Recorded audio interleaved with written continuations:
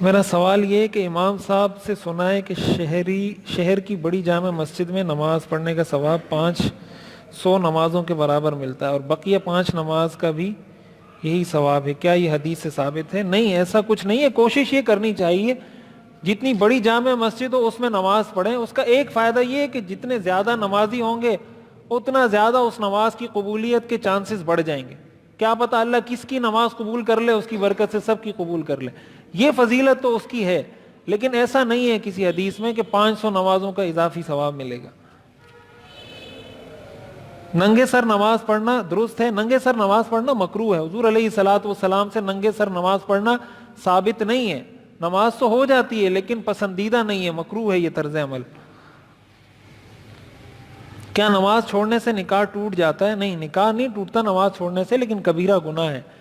بعض ائمہ کے نزدیک ٹوٹ جاتا ہے۔ امام احمد ابن حنبل رحمۃ اللہ علیہ کے نزدیک نماز چھوڑنے سے انسان کافر ہو جاتا ہے۔ جب کافر ہوتا ہے تو نکاح بھی ٹوٹ جاتا ہے، لیکن حنفیہ کے نزدیک امام ابو حنیفہ رحمۃ اللہ علیہ فرماتے ہیں کہ انسان کافر نہیں ہوتا۔ حدیث میں اصل میں بتایا گیا ہے کہ مومن اور کافر میں فرق کرنے والی چیز نماز ہے، اور یہ بھی آتا ہے کہ جو جان بوجھ کے نماز چھوڑے گا وہ کافر ہو جائے گا۔ تو فقہائے حنفیہ دوسرے ائمہ اس کی تعویل کرتے ہیں کہ اس کا مطلب یہ ہے کہ ایسے شخص کا خاتمہ برا ہوگا، ایمان پر خاتمہ نہیں ہوگا۔ یہ مطلب نہیں ہے کہ وہ کافر ہو جاتا ہے، لہذا نکاح نہیں ٹوٹتا۔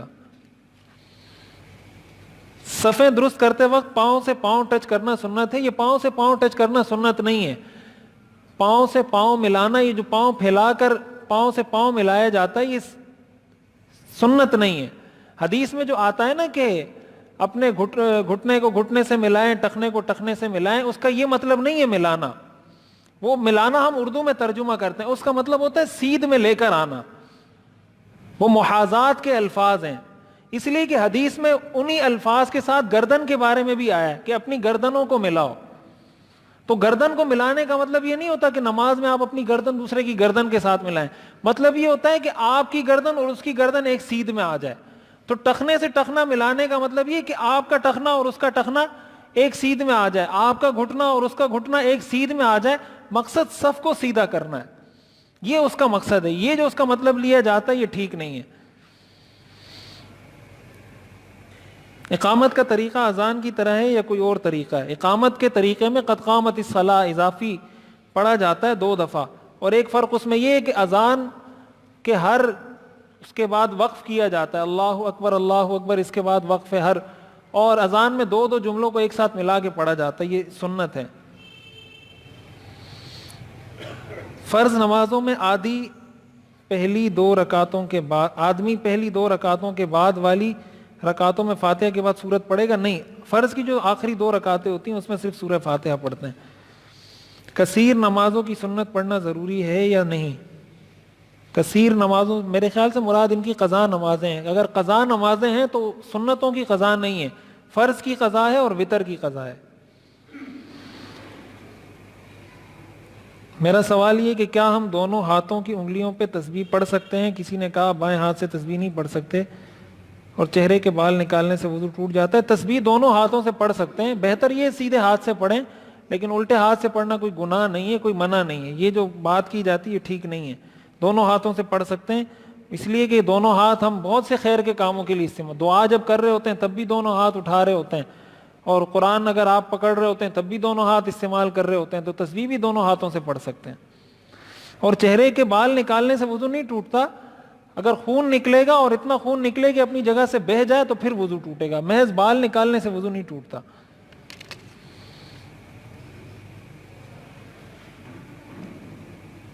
مولانا زاہد الراشدی صاحب کا شیعہ کی امامت اور ان کے ساتھ نرم رویہ اختیار کرنا شریعت کی نظر میں کیسا ہے؟ ہمارے بڑے اس طرح کے طرز عمل کو پسند نہیں کرتے، کہتے ہیں کہ آپ ٹھیک ہے لوگوں کے ساتھ نرم رویہ رکھیں، اچھے طریقے سے پیش آئیں، لیکن اس کا یہ مطلب نہیں ہوتا کہ انسان ان کے ساتھ اتنا گھل مل جائے کہ لوگ کہیں کہ یہ شاید ایک ہی ہیں۔ اس کی وجہ ہے کہ شیعہ کے ساتھ جو ہمارا اختلاف ہے یہ ہمارا فروعی اختلاف نہیں ہے، یہ بات یاد رکھیں، میں پہلے بھی بتا چکا ہوں، ہمارا اصول میں اختلاف ہے ان کے ساتھ۔ اہل تشیع کے ساتھ جو ہمارا اختلاف ہے وہ فروع کے اندر نہیں ہے، اصول میں اختلاف ہے، اصولی اختلافات ہیں ہمارے ان کے ساتھ، عقائد کے اختلاف ہے، نماز کا اختلاف ہے، ان کی نماز الگ ہے، وہ 3 نمازیں پڑھتے ہیں دن میں، ہم 5 نمازیں پڑھتے ہیں، ان کی اذان الگ ہے، قرآن کے بارے میں ان کے عقائد الگ ہیں، صحابہ کے بارے میں ان کے عقائد الگ ہیں، اماموں کے بارے میں ان کے عقائد الگ ہیں، اصولی اختلافات ہیں یہ ایسا نہیں ہے کہ ہاتھ اٹھائیں یا نہیں اٹھائیں، ہاتھ یہاں باندھے یا یہاں باندھے، یہ ایسا اختلاف نہیں ہے، اصول کا اختلاف ہے۔ لہٰذا کوشش کرنی چاہیے انسان دوسروں کو دعوت بھی دے، دوسروں کو راغب بھی کرے، اتحاد اتفاق کی فضا قائم کرنے کی بھی کوشش کرے، لیکن اتحاد کا مطلب یہ نہیں ہوتا کہ انسان اپنے اصولوں کو چھوڑ دے۔ اگر آپ اپنے اصولوں کو چھوڑ دیں تو اتحاد نہیں ہے۔ اتحاد کا مطلب یہ ہوتا ہے جو چیزیں آپ کی مشترک ہیں اس پر آپ ایک ہو جائیں، وہ اپنے اصول پر رہیں، آپ اپنے اصول پر رہیں، جو چیزیں آپ کے لیے کامن ہیں اس پہ آپ کہیں کہ اس ایجنڈے پر ہم ایک ہیں، باقی آپ کا اپنا مذہب ہے، ہمارا اپنا مذہب ہے۔ تو اس طریقے سے رواداری ہو وہ تو ٹھیک ہے، لیکن رواداری میں اگر انسان اتنا آگے بڑھ جائے تو قرآن کریم کی جو سورۃ الکافرون ہے، لا اعبد ما تعبدون ولا انتم عابدون ما اعبد، یہ اسی لیے نازل ہوئی ہے۔ اس طرح کی رواداری کی اسلام اجازت نہیں دیتا کہ اصول اپنے چھوڑ دیے جائیں۔ تو اس لیے بہرحال اس طرح کے طریقوں کو ہمارے اکابر، ہمارے بڑے پسند نہیں کرتے۔ مولانا زاہد الراشدی صاحب ہمارے بڑے ہیں، ہمارے اکابر میں سے ہیں، انہوں نے اس طریقے کو اختیار کیا، وہ اس کو بہتر سمجھتے ہوں گے، ان کی نظر میں یہ اچھا طریقہ ہوگا، لیکن ہمارے جمہور اکابر، ہمارے بڑے جو اکثر حضرات ہیں، وہ کہتے ہیں یہ طرز عمل مناسب نہیں ہے۔ مجھے یہ پوچھنا ہے کہ اگر کوئی ساس کے ساتھ ناجائز تعلق بنا لیتا ہے تو کیا اس سے نکاح ٹوٹ جاتا ہے؟ جی نکاح ٹوٹ جائے گا، عورت بیوی حرام ہو جائے گی۔ جمعے کی دوسری اذان کا جواب دینا کیسا ہے؟ جمعے کی دوسری اذان کا جواب دل میں دیں گے، زبان سے نہیں دیں گے، اس لیے کہ خاموش رہنا ضروری ہے، خاموش رہنا واجب ہے۔ جب اذان کا جواب دیں گے تو وہ بھی خاموشی کے خلاف ہے، تو اذان کا جو دوسری اذان ہے جمعے کی، اس کا اذان جواب دل میں ہی دیں، بس ہونٹوں کو ہلائے بغیر۔ مفتی صاحب عصر کی نماز کے بعد دعا آہستہ آواز میں کرنی چاہیے یا اونچی آواز میں؟ دعا ہمیشہ آہستہ آواز میں ہی کرنی چاہیے۔ ہاں کوئی بہت بڑی اجتماعی کوئی محفل ہو، کوئی بہت سے لوگ ہوں، تو اس میں بلند آواز سے دعا کرنا ثابت ہے، اس لحاظ سے کہ چلیں کسی کی دعا قبول ہو جائے، لیکن نمازوں کے بعد مستقل دعا کرنا یہ حدیث سے ثابت نہیں ہے۔ یہ میں پہلے بھی بتا چکا ہوں، امام نماز کے بعد اس کا کام ختم ہو جاتا ہے، دعا ہر شخص اپنی الگ الگ کرے گا۔ امام کی دعا کے ساتھ مقتدی کی دعا کا کوئی تعلق نہیں ہے، امام اپنی دعا کرے، مقتدی اپنی دعا کرے۔ امام صاحب چوتھی رکعت میں تحیات کے بعد کھڑے ہو کر 6 رکعتیں پڑھا دیں تو کیا 4 فرض اور 2 نفل ہو سکتے ہیں؟ ہاں اگر تحیات میں بیٹھ گئے اور اس کے بعد 2 رکعتیں اور پڑھائی ہیں تو 5ویں رکعت میں اگر ان کو یاد آ جائے تو اس کا طریقہ یہ کہ سجدے سے پہلے اگر یاد آ جائے تو بیٹھ جائیں، کھڑے ہو گئے تب بھی جا کے بیٹھ جائیں، لیکن اگر 5ویں رکعت کا سجدہ کر لیا پھر 6 رکعتیں مکمل کر کے سلام پھیر دیں سجدہ صاحب کر کے، تو 4 فرض ہو جائیں گی، 2 نفل ہو جائیں گی۔ چینل ABC نیوز کے ذریعے پیسے کمانا کیسا ہے؟ مجھے اس کی معلومات نہیں ہے، کیا طریقہ کار ہے، تفصیل پتہ چلے گی تو انشاءاللہ عرض کر دوں گا۔ درود شریف میں کما صلیت علی ابراہیم سے کون سی رحمت مراد ہے؟ اس پر میں نے تفصیل سے، جو ہمارا نماز کا کورس ہوا تھا نا، اس میں نے بہت تفصیل سے یہ ساری چیزیں ذکر کی ہیں، اس کا جو ترجمہ ہے اور اس کی تشریح پوری میں نے اس میں ذکر کی ہے کہ کیا کیا اس سے مفہوم ہے۔ اس کا کلپ موجود ہے، وہ آپ سرچ کریں گے مل جائے گا۔ نماز جنازہ ختم کرتے ہوئے ہاتھ چھوڑنے کا صحیح طریقہ کیا ہے؟ ہاتھ چھوڑنے کا طریقہ یہ کہ جب سلام پھیریں ہاتھ چھوڑ دیں، چوتھی تکبیر کہی ہاتھ چھوڑ دیں، السلام علیکم ورحمۃ اللہ، السلام علیکم۔ سلام پھیرتے وقت ہاتھ باندھ کر رکھنا یہ ٹھیک نہیں ہے، اکثر لوگ سلام پھیر دیتے ہیں اس کے بعد ہاتھ چھوڑتے ہیں۔ طریقہ یہ آپ نے 4 تکبیریں کہہ دیں، سلام سے پہلے السلام علیکم ورحمۃ اللہ، السلام علیکم، سلام سے پہلے ہاتھ چھوڑ دیں۔ اگر کوئی باندھ کے بھی رکھے نماز جنازہ پہ اثر نہیں پڑتا، لیکن یہ سنت طریقہ نہیں ہے۔ مفتی صاحب کیا حافظ قرآن جماعت کروا سکتا ہے اور امامت کی کیا شرائط ہے؟ ہاں کروا سکتا ہے، شرائط یہی ہے کہ کم از کم ظاہراً دین کی کوئی ایسی خلاف ورزی نہ کرتا ہو، دین کے کسی حکم کی، کسی کام کی جو گناہ میں آتا ہو، اور نماز کے ضروری بنیادی مسائل کا اس کو پتہ ہو۔ نماز میں رکوع میں شامل ہونے سے رکعت ہوگی یا نہیں؟ رکوع میں شامل ہو جائیں، امام اگر رکوع سے نہیں اٹھا اور آپ بھی رکوع میں چلے گئے تو رکوع مل گیا، لیکن اگر آپ رکوع میں گئے اور امام اٹھ چکا تھا اس وقت، اگرچہ اس نے سمع اللہ لمن حمیدہ نہیں کہا تھا، اور ابھی تک آپ رکوع میں اور آپ کے رکوع میں جانے کے بعد اس نے سمع اللہ لمن حمیدہ کہا، پھر بھی رکوع نہیں ہوگا۔ اصل یہ انحصار اس پر ہے کہ امام کو آپ نے رکوع میں ایک ساتھ آپ کو ملا یا نہیں ملا۔ اگر امام رکوع میں تھا آپ بھی رکوع میں، تو رکوع مل گیا، رکعت مل گئی۔ اگر ایک امام اور ایک مقتدی، تو اگر قاعدے کے وقت کوئی آ جائے تو کیا کرنا چاہیے؟ پیچھے ہٹ سکتے ہیں، قاعدے کے وقت کوئی آ جائے پیچھے ہٹ جائیں، بیٹھے بیٹھے پیچھے ہٹ جائیں، اور وہ ساتھ بھی بیٹھ سکتا ہے۔ کیا آٹومیٹک مشین میں ناپاک کپڑے دھونے سے پاک ہو جاتے ہیں اور پاک اور ناپاک کپڑوں کو ایک ساتھ مشین میں ڈالا جا سکتا ہے؟ کیونکہ جب بھی کپڑے دھلتے ہیں، یہ مسئلہ میں کئی دفعہ عرض کر چکا ہوں، دیکھیں کپڑے اگر ناپاک کپڑے آپ نے ملا کے دونوں ایک ساتھ ڈال دیے تو وہ اب اس پر اس کا انحصار ہے کہ اس میں آپ نے کتنی دفعہ پانی بہایا ہے اس کے اوپر۔